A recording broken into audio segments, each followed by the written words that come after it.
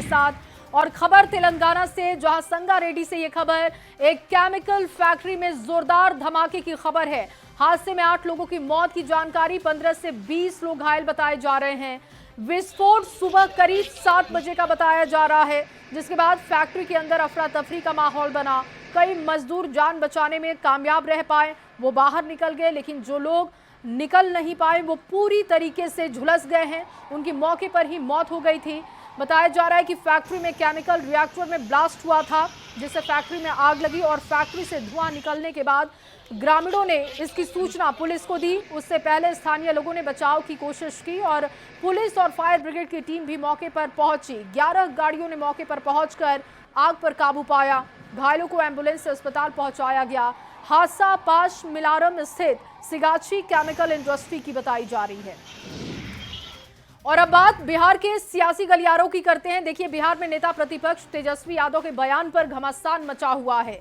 BJP नेता सुधांशु त्रिवेदी ने कहा कि बहुत दुख की बात है कि कल पटना के उसी गांधी मैदान में, जहां पर आपातकाल के दौरान संविधान की रक्षा और जान की परवाह किए बिना लाखों लोग एकत्रित हुए थे, वहां एक ऐसी रैली हुई जहां इंडी गठबंधन के बिहार के नेता तेजस्वी यादव ने वक्फ संशोधन कानून को लेकर कहा कि हम संसद से पारित एक कानून को कूड़ेदान में फेंक देंगे। इसका मतलब इंडिया गठबंधन के लोग न संसद का सम्मान करते हैं और ना ही न्यायपालिका का।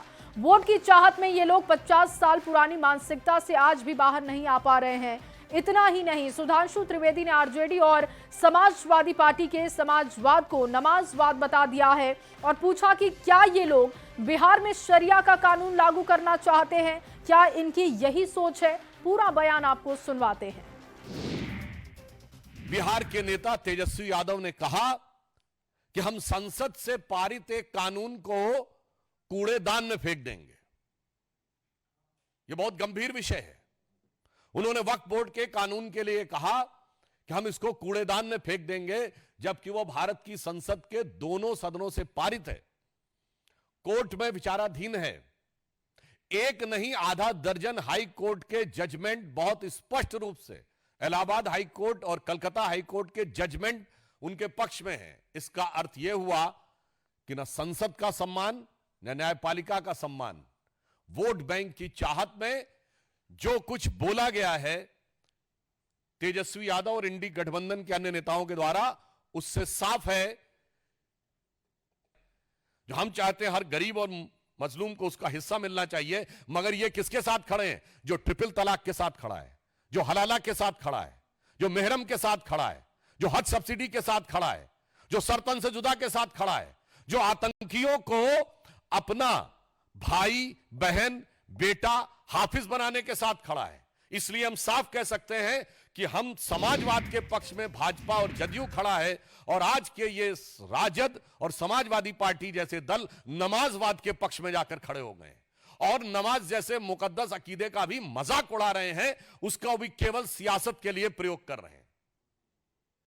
तो मैं पूछना चाहता हूं इंडी गठबंधन से कि आप बिहार में क्या सऊदी अरब, इंडोनेशिया, टर्की और आईएसआईएस से ज्यादा बड़ा शरिया का कानून लागू करने की सोच रहे हैं? हमें इस बात का सीधा और साफ जवाब चाहिए। तो देखिए, बीजेपी ने वार किया तो उस पर पलटवार भी आ चुका है। आरजेडी प्रवक्ता ऋषि मिश्रा ने पलटवार किया। सुधांशु त्रिवेदी के हमले पर पलटवार हुआ है और कहा कि बीजेपी नेता लोकतंत्र की बात ना करे तो अच्छा होगा, क्योंकि 2014 के बाद लोकतंत्र की क्या स्थिति है ये सब जानते हैं। आपको पूरा बयान सुनवाते हैं। सुधांशु जी, महात्मा गांधी का नाम आप लोगों के मुंह से अच्छा नहीं लगता है। जरा देश को बताइए, देश का पहला आतंकवादी किस विचारधारा का था? उसने महात्मा गांधी की हत्या क्यों करी थी? महात्मा गांधी का नाम मत लीजिए। लोकतंत्र के बारे में आप लोग ज्ञान मत दीजिए। 2014 के बाद लोकतंत्र की जो स्थिति है इस देश में सबके सामने है। और वहीं देखिए, वक्फ कानून को कूड़ेदान में फेंकने वाले तेजस्वी यादव के बयान पर केंद्रीय मंत्री गिरिराज सिंह ने भी बड़ा हमला किया। गिरिराज सिंह ने लालू प्रसाद को भी इसमें लपेटा और कहा कि जेपी आंदोलन से निकले लालू प्रसाद सबसे नालायक व्यक्ति हैं और भ्रष्टाचार और परिवारवाद के दलदल में डूबे हुए व्यक्ति हैं। लालू प्रसाद का बेटा तेजस्वी यादव, जो खुद को समाजवादी बताता है, वो असल में नमाजवादी है। ये लोग मुस्लिम परस्त नहीं बल्कि वोट परस्त हैं। दुर्भाग्य है उसी में एक नालायक व्यक्ति पैदा लिया जयप्रकाश जी के आंदोलन से, जो भ्रष्टाचार की दलदल में डूब गए, परिवारवाद के दलदल में डूब गए, और वो हैं लालू प्रसाद यादव, जो परिवारवादी बन गए। उनका बेटा परिवारवादी होते होते समाजवादी कहने लगा, और ना वो समाजवादी है, वो तो असली नवाजवादी है। और आने वाले दिन में वो रमखुदैया बनेंगे, न इधर के रहे सनम न उधर के रहे सनम, क्योंकि बिहार की जनता कभी उन्हें न सत्ता देगी न ये सरिया कानून लाएंगे। आप सीधे तेजस्वी यादव को नमाजवादी कह रहे हैं, यानी उनको मुस्लिम परस्त बताने की आप कोशिश कर रहे हैं। और क्या, ये मुस्लिम परस्त नहीं है तो और क्या है? वोट परस्त है। मुस्लिम परस्त भी नहीं है, ये लोग वोट परस्त हैं। वोट की लालच में इन लोगों को बन चले तो वो सब कुछ कर दें जो नहीं करना चाहिए। बिहार विधानसभा चुनाव को लेकर आज इंडिया गठबंधन की एक बड़ी बैठक होने जा रही है। ये इंडिया गठबंधन की मैनिफेस्टो कमेटी की पहली बैठक है। ये पटना में कांग्रेस मुख्यालय सदाकत आश्रम में बैठक बुलाई गई है, जहां पर इंडिया गठबंधन के साझा घोषणा पत्र पर चर्चा होगी। इंडिया गठबंधन के सभी दलों के नेता इस बैठक में शामिल होंगे। और पटना में आज इंडिया गठबंधन के मैनिफेस्टो कमेटी की बैठक होने जा रही है और इससे पहले सीटों के फॉर्मूले पर भी सवाल उठने लगे हैं। बिहार कांग्रेस के पूर्व अध्यक्ष अखिलेश प्रसाद सिंह ने कहा कि सीटों के मुद्दे पर कोई दिक्कत कहीं भी दिखाई नहीं दे रही है, सभी चीजें प्रक्रिया में हैं और नियत समय पर सब कुछ तय होगा। सीट शेयरिंग को लेकर के लगातार चर्चा चल रही है। आज मैनिफेस्टो कमेटी की भी बैठक अलग से हो रही है। सीट शेयरिंग कब तक हो जाएगा इंडिया ब्लॉक में? हो ही रहा है, वो प्रोसेस में है, सब कुछ नियत समय पर हो जाएगा। भारतीय जनता पार्टी और एनडीए गठबंधन का हो गया क्या? उन लोगों का भी तो कुछ नहीं हुआ है। ये सवाल फिर खाली आप महागठबंधन से क्यों करते हैं? नहीं, दोनों लोगों से पूछते हैं। उन लोगों का भी नहीं हुआ है, लेकिन आप लोगों के भीतर भी है कि कब तक, चूंकि बार बार कांग्रेस की तरफ से पिछली बार की तरह ये सबसे बड़ा सवाल यही है कि 70 सीटों पर कांग्रेस लड़ी, तो क्या सीटों का आंकड़ा उतना होगा सम्मानजनक, क्या उसे इस बार कैसा होगा? जब वो प्रॉब्लम आपका तो है नहीं ना, वो वहाँ महागठबंधन में सीटों को लेकर कोई समस्या नहीं है। और वहीं बिहार के डिप्टी सीएम सम्राट चौधरी ने एक बार फिर से लालू प्रसाद पर निशाना साधा। सम्राट चौधरी ने कहा कि लालू प्रसाद के यहां जो लोग बैठते थे उन्हीं लोगों ने वैश्य समाज को लूटने का काम किया, उनके व्यवसाय को खत्म कर दिया। और वैश्य समाज सबसे पहले जानती है कि समाजवादी उन्हीं के घर में, उन्हीं के दुकान में बैठा करती थी, और लालू जी के 15 साल में उन्हीं को लूटने का काम किया, उन्हीं के व्यवसाय को खत्म करने का काम किया, उन्हीं को यहाँ से पलायन करने का काम किया, उन्हीं के शोरूम से गाड़ी छीनने का काम किया। यही परिचय लालू प्रसाद जी के परिवार का। और वहीं पटना में प्रदेश बीजेपी कार्यालय में आयोजित मिलन समारोह में भारी संख्या में पसमानदा समाज के लोगों ने हिस्सा लिया। इस मौके पर बिहार बीजेपी के अध्यक्ष दिलीप जायसवाल ने सभी का स्वागत किया और बताया कि कैसे वक्फ की संपत्ति पर सिर्फ कुछ लोगों का कब्जा था और कानून में संशोधन कर सभी को उनका हक दिलाने और उनको न्याय दिलाने का प्रयास सरकार ने किया। मानदा यानी 90% पिछड़ा ओबीसी अकलियत भाई का उन पर अधिकार है, और 90% पिछड़ा ओबीसी पासमानदा हमारे अकलियत भाई वक्फ के संपत्ति से वंचित रह जाते थे।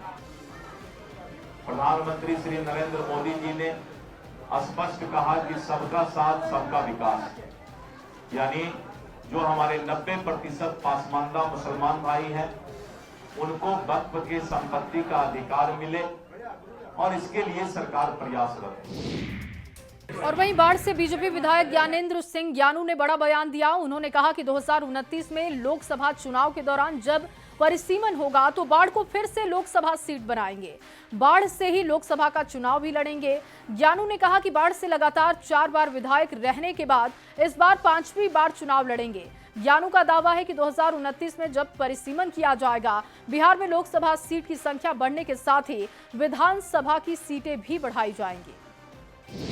बाढ़ को अगला बार परिसीमन होगा 29 में, बाढ़ को पार्लियामेंट बनवाएंगे। जो अब मुंगेर पार्लियामेंट अलग होगा, बाढ़ पर चूंकि संख्या बढ़ जाएगी, जो अभी 40 पार्लियामेंट है तो 60 हो जाएगी। असेंबली का ड्योढ़िया पूरे दुगला हो जाएगा असेंबली, तो उस हिसाब से पार्लियामेंट की संख्या बढ़ेगी तो बाढ़ को हम पार्लियामेंट बनवाएंगे। अब अगला बार पार्लियामेंट लड़ेंगे, बाढ़ से पार्लियामेंट लड़ेंगे।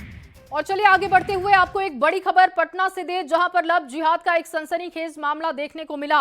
भागलपुर की एक हिंदू युवती ने नालंदा मेडिकल कॉलेज हॉस्पिटल के स्टूडेंट सिराज पर लव जिहाद का आरोप लगाया है। युवती का आरोप है कि सिराज ने उसे धोखे में रखकर प्रेम जाल में फंसाया, 3 साल तक लिव इन रिलेशनशिप में रहा, उसका शारीरिक शोषण किया और फिर धर्म परिवर्तन का दबाव भी बनाने लगा। पीड़ित का आरोप है कि सिराज ने खुद को सोनू बताकर दोस्ती की थी। इस दौरान आरोपी ने उस पर इस्लाम अपनाने का दबाव भी बनाया, कलमा पढ़ने और नमाज अदा करने के लिए मजबूर करता था। इतना ही नहीं, उसने पटना के सब्जी बाग इलाके में ले जाकर बीफ भी उसको खिलाया था। इस मामले में पीड़िता ने डीजीपी विनय कुमार से गुहार लगाई है, जिसके बाद महिला थाने में केस दर्ज कराकर पूरे मामले की जांच शुरू की गई है। खुद के मेरे साथ में खुद का प्रेम प्रसंग बढ़ाया और धीरे धीरे मुझे इस्लाम कबूल करने के लिए प्रताड़ित करते रहा। इतना ही नहीं, मुझे जबरदस्ती सब्जी बाग ले जाकर बीफ खिलाया, मेरे से रोजे रखवाए, मुझे 6 प्रकार के कलमा सीखने के लिए फोर्स करता रहा और 5 दफे नमाज पढ़ने के लिए भी प्रताड़ित करता रहा लगातार। और रेलवे ने गोपालगंज वासियों को एक बड़ी सौगात दी है। गोपालगंज से लंबी दूरी के लिए 2 ट्रेनों को मंजूरी मिली। बनारस के लिए ताप्ती गंगा एक्सप्रेस और लखनऊ के लिए लखनऊ छपरा एक्सप्रेस ट्रेन को मंजूरी मिल चुकी है। दोनों ट्रेनों का परिचालन और ठहराव थावे जंक्शन पर होगा। लंबी दूरी की ट्रेन चालू होने से लोगों को राहत मिलेगी और बनारस, लखनऊ, सूरत जाना उनके लिए आसान होगा। ताप्ती गंगा नाम के एक्सप्रेस से जो सूरत तक जाएगी थावे से, और एक दूसरी ट्रेन है छपरा लखनऊ हवे एक्सप्रेस, वो लखनऊ जाएगी लेकिन बनारस होकर जाएगी। इसलिए हम लोगों का जो लक्ष्य था कि बनारस के लिए ट्रेन मिले वही मिल गया और सूरत के लिए भी ट्रेन मिल गई। इसके लिए मैं अपने माननीय रेल मंत्री जी, अपने माननीय मुख्यमंत्री जी और अपने माननीय प्रधानमंत्री जी का मैं तहे दिल से जनता की तरफ से और अपने तरफ से आभार व्यक्त करता हूँ। ये गोपालगंज वासी मोदी जी का बार बार अभिनंदन कर रहे हैं और जैसे ही थावे और गोपालगंज का रेलवे बाईपास बन के तैयार होगा, उसके बाद आप देखेंगे कि बहुत सारी ट्रेनें गोपालगंज होकर के थावे होकर के जाएंगी। और वहीं गोपालगंज में मौसम के उतार चढ़ाव की वजह से लोगों की सेहत पर असर दिखाई दे रहा है। सदर अस्पताल की इमरजेंसी वार्ड में सांस, दमा, एलर्जी के मरीजों में इजाफा देखने को मिला। ऑक्सीजन पर कई मरीजों को रखा गया है। डॉक्टर ऐसे मौसम में लोगों से सावधानी बरतने के साथ ही खान पान पर ध्यान देने की अपील कर रहे हैं। और सावन शुरू होने से पहले ही भागलपुर के सुल्तानगंज में शिव भक्तों का आना जाना शुरू हो चुका है। खासकर दूसरे राज्यों से श्रद्धालु सुल्तानगंज पहुंचकर पवित्र उत्तर वाहिनी गंगा में आस्था की डुबकी लगाकर पैदल भोलेनाथ को जलाभिषेक करने के लिए देवघर रवाना हो रहे हैं। देवघर पैदल जाने वाले श्रद्धालुओं के लिए भागलपुर जिला प्रशासन की ओर से कच्ची कांवरिया पथ पर बेहतर व्यवस्था की जा रही है। नहीं, बहुत भागलपुर प्रसाद को बहुत धन्यवाद देते हैं कि इस तरह और भी आगे चल के अच्छा होना चाहिए। और कमर तो अभी चालू हुआ है, नया नया है, और भी सावन घुसेगा तो और ज़्यादा चलेगा। व्यवस्था अभी तो शुरुआती है, अच्छा लग रहा है आने में। अच्छा लग रहा है व्यवस्था? हाँ, बालू वगैरह अच्छा है। हाँ, और थोड़ा बारिश हो जाए तो और भी अच्छा लगता है हम लोगों का। और अगली खबर भी भागलपुर से, जहां दक्षिणी क्षेत्र को मुख्य शहर से जोड़ने वाले भोलानाथ फ्लाईओवर का निर्माण 20 जून 2023 से शुरू हुआ था, लेकिन आज तक इसका निर्माण अधूरा है। आरटीआई के तहत मांगी गई सूचना में निर्माण को लेकर एक बड़ा खुलासा हुआ। भोलानाथ पुल, रेलवे लाइन और बौसी रेलवे लाइन पुल के ऊपर से फ्लाईओवर गुजरने को लेकर रेलवे की तरफ से स्ट्रक्चर ड्राइंग को अभी तक अनुमति नहीं मिल पाई है, जिसकी वजह से फ्लाईओवर का काम अधूरा पड़ा हुआ है। अप्रूवल लेना था जो मैक्सिमम स्तर से, मैक्सिमम पदाधिकारियों के स्तर से हो चुका है, अभी भी एक अधिकारी के स्तर से वो बाकी है। हमारी जो पुल निर्माण निगम की टीम है उसके अभियंता है, इसमें अप्रूवल लेने में लगे हुए हैं। जैसे ही आता हम लोग कराएंगे। और वहीं विश्व प्रसिद्ध श्रावणी मेले को लेकर सभी विभागों ने अपनी तैयारियां तेज कर दी हैं। खासकर इस बार श्रावणी मेले के दौरान सुल्तानगंज क्षेत्र में बिजली की आपूर्ति पर्याप्त मात्रा में की जाएगी। बिजली की आपूर्ति किसी तरीके से बाधित ना हो, इसको लेकर विभाग की तरफ से सभी हाई टेंशन तार की मरम्मत की जा रही है। खासकर मेला क्षेत्र में कवर वाले तार भी लगाए जा रहे हैं। 24 घंटा निर्बाध विद्युत आपूर्ति हम लोग करने का प्रयास करेंगे, होना भी चाहिए, क्योंकि लगभग सारा तैयारी हो गया है। 2 से 3 दिन में कंप्लीट कर लिया जाएगा। उसके लिए 5 जगह फ्यूज कॉल सेंटर बनाए जा रहे हैं। उसमें 3 पाली में 24 घंटा रहेंगे, मानव बिजली कर्मी उपस्थित रहेंगे। फॉल्ट मिलने पर तुरंत उसको दुरुस्त कर दिया जाएगा। और अगली बड़ी खबर छपरा से, जहां एक बस और ट्रक के बीच में टक्कर हो गई। इस हादसे में 20 से ज्यादा लोग जख्मी हो गए। घायलों को फिलहाल अस्पताल भेजा गया। बस मलमलिया से छपरा आ रही थी और तभी उम्दा 4 लेन चौराहे के पास ट्रक ने पीछे से टक्कर मार दी। अगली खबर कैमूर से, जहां पर 8,11,000 रुपए की लागत से सड़क का निर्माण शुरू हुआ, लेकिन अब तक इसे पूरा नहीं किया जा सका है। मुबारकपुर गांव से भदौलिया मुख्य सड़क जोड़ने के लिए विधायक के फंड से सड़क का निर्माण हो रहा है। गांव के लोगों का आरोप है कि ठेकेदार ने पूरे पैसे की निकासी भी कर ली, लेकिन निर्माण का काम पूरा नहीं हो सका। जो सड़क बनी भी थी वो भी अब टूटने लगी है, जिस वजह से लोगों की परेशानी बढ़ने लगी है। देखिए, ये विद्यालय तो है ग्रामीण, कम से कम यहाँ पे 200-250 बच्चे आते हैं। मुबारकपुर गांव से 100 बच्चे लमसम आते हैं, सब पैदल आते हैं। आए दिन वो रोड पे गिरते आते हैं, रोज। मैंने 6 माह हुआ है, बना ही नहीं। पहले तो सड़क का शिलान्यास जरूर हुआ, लेकिन उद्घाटन नहीं की। विधायिका जी के फंड से ये बना है और इसमें आधा काम हुआ, आधा मट्टी आप देखिए पूरा पड़ा हुआ है। आधा जो बना है वो पूरी तरह से टूट गया है। ये सड़क टूट रहा है, क्या कहना है आप लोग का? इस सड़क को भी मात्र बना सर 6 महीना हुआ है। अभी ये आधा ही सड़क बनी है और आधा सड़क बनी है, आधा ही बनी है और टूटने भी चालू हो गई है 6 महीना के अंदर। और अगली खबर कैमूर से, जहां पर गोली मारकर एक व्यक्ति की हत्या कर दी गई। घटना भभुआ थाना क्षेत्र के उजारी सिकटजी गांव की है। मृतक गांव का न्याज खान बताया जा रहा है। सूचना मिलने के बाद पुलिस मौके पर पहुंची, 5 लोगों को हिरासत में लिया। आगे की कार्रवाई शुरू की गई है। डांगर का जो है हम लोग में जो बेच रहे थे बच्ची की शादी के लिए, वो अपना जमीन बेच रहे थे, तो लोग बोले कि नहीं, हम लोग नहीं बेच रहे थे। इसी क्रम में इनाम खान ने बुलाया कि चलिए, हमारे चारों भाई आए हैं, चचा लोग बुला रहे हैं, यहाँ पर बुला कर लाया। और बुलाने यहाँ आने के बाद कहा कि हम लोग जमीन आप लोग को नहीं देंगे, और राइफल लेकर आया, सीधा तरह गोली मारा। और अगली खबर नवादा से, जहां पर नवादा सदर अस्पताल में एक बार फिर से अल्ट्रासाउंड सेवा ठप हो चुकी है। डॉक्टर जिस दिन अस्पताल आते हैं, सिर्फ उसी दिन लोगों को ये सेवाएं मिल पाती हैं। डॉक्टर के नहीं आने पर उन्हें निजी क्लिनिक में जाकर अपना अल्ट्रासाउंड कराना पड़ता है।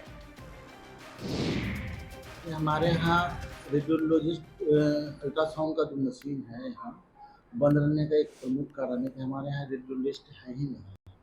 और एक हैं तो पकड़ी बड़ामा में हैं, वो जो प्रभारी हैं, उन्हीं को हम लोग रिक्वेस्ट करके यहाँ पर लाए हैं। और अगली खबर सिवान से, जहां सिवान के किसान मौसम की मार झेल रहे हैं। कई जिलों में बारिश ने तबाही मचा रखी है, लेकिन सिवान में बारिश नहीं होने से किसानों की परेशानी बढ़ गई है। किसानों ने खेत तो तैयार कर लिए हैं, लेकिन अब वो बारिश की आस में बैठे हुए हैं। और देखिए, कहीं बारिश से जीना मुहाल हो रहा है तो कहीं बारिश हो ही नहीं रही। सीतामढ़ी की बात करते हैं। सीतामढ़ी में भीषण गर्मी की वजह से आम जनजीवन पूरी तरीके से प्रभावित है। भीषण गर्मी की वजह से सड़कों पर सन्नाटा दिखाई देता है। सबसे ज्यादा परेशानी दैनिक मजदूरों को होती है। स्कूल जाने वाले बच्चों को भी दिक्कतें होती हैं। लोग बारिश का बेसब्री से इंतजार कर रहे हैं। और चलिए, इस वक्त की बड़ी खबर आपको देते हैं। चलती ट्रेन में बदमाशों का तांडव देखने को मिला। पूर्वांचल एक्सप्रेस में लूटपाट की घटना को अंजाम दिया गया। यात्रियों के फोन और पैसे गायब कर लिए गए। यात्रियों ने लूटपाट का आरोप लगाया है। पीड़ित यात्रियों ने हंगामा किया। बड़ी खबर आपको दे रहे हैं। चलती ट्रेन में लूटपाट की घटना को अंजाम दिया गया है। चलती ट्रेन में बदमाशों का तांडव दिखा। जानकारी है कि यात्रियों के फोन और पैसे गायब कर लिए गए। यात्रियों ने लूटपाट का आरोप लगाया है। और इसकी सूचना दी जा चुकी है अधिकारियों को। पीड़ित यात्रियों ने जमकर हंगामा किया। मुजफ्फरपुर समस्तीपुर रेलखंड का ये मामला आपको बता रहे हैं। लगातार इस वक्त की बड़ी खबर आपकी टीवी स्क्रीन पर। चलती ट्रेन में बदमाशों का तांडव दिखा। यात्रियों का कहना है कि पूर्वांचल एक्सप्रेस में लूटपाट हुई है। लोगों के मोबाइल फोन लूट लिए गए, उनके पैसे गायब हो गए हैं। इसकी जानकारी उन्होंने रेलवे के अधिकारियों को दी है। यात्रियों ने लूटपाट का आरोप लगाते हुए जमकर हंगामा किया। पीड़ित यात्रियों ने हंगामा किया है। हालांकि अधिकारियों की तरफ से अब तक इस पर कोई बयान नहीं आया है, लेकिन इस घटना की वजह से यात्री काफी परेशान दिखे, गुस्से में दिखे और जमकर उन्होंने हंगामा किया। पूर्वांचल एक्सप्रेस में लूटपाट की घटना को अंजाम दिया गया। ये बड़ी खबर आपको बता रहे हैं। रेलवे के अधिकारियों पर गंभीर सवाल उठाए जा रहे हैं। मुजफ्फरपुर से संवाददाता प्रियांक सौरभ जुड़ चुके हैं ज्यादा जानकारी के साथ। प्रियांक, ये क्या घटना है, कब की घटना है और क्या अपडेट है इस पर? दरअसल समस्तीपुर मुजफ्फरपुर रूट पे ढोली स्टेशन के नजदीक आउटर सिग्नल के पास जो है ट्रेन रात में करीब 3 साढ़े 3 के बीच में काफी देर तक रुकी थी, जिसमें यात्रियों का ये आरोप है कि उनके साथ लूटपाट हुई थी। हालांकि इसको लेकर फिर मुजफ्फरपुर जीआरपी थाना में लोग गए थे शिकायत लेकर, तो उनका आरोप ये भी है कि पुलिस ने उनकी शिकायत भी नहीं सुनी, जिसके बाद इसकी शिकायत जो है रेल मुख्यालय से किया गया और फिर उसके बाद अब जो रेल एसपी हैं उन्होंने इसके लिए टीम गठित की है।